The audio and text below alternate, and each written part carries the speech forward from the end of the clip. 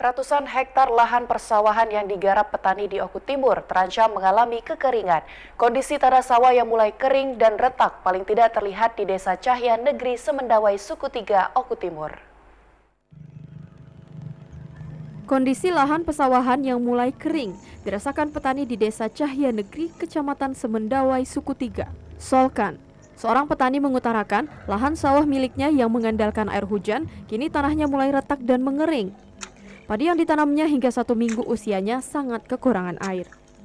Sebagai petani, dirinya berusaha mencari solusi untuk mengatasi hal tersebut.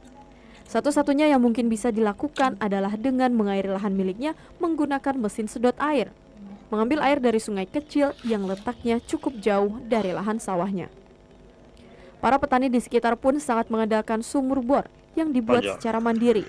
Para petani sangat berharap perhatian serius dari pihak terkait, sehingga ada solusi. Iya kering, karena ya tidak ada pengairan di sini.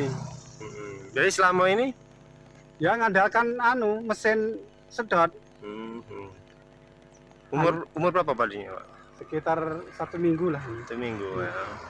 Oh, jadi nggak ada irigasi di sini? Nggak ada irigasi. Andai kata ada irigasi, orang tani sini ya agak lumayan dikit lah, tidak mengandalkan mesin.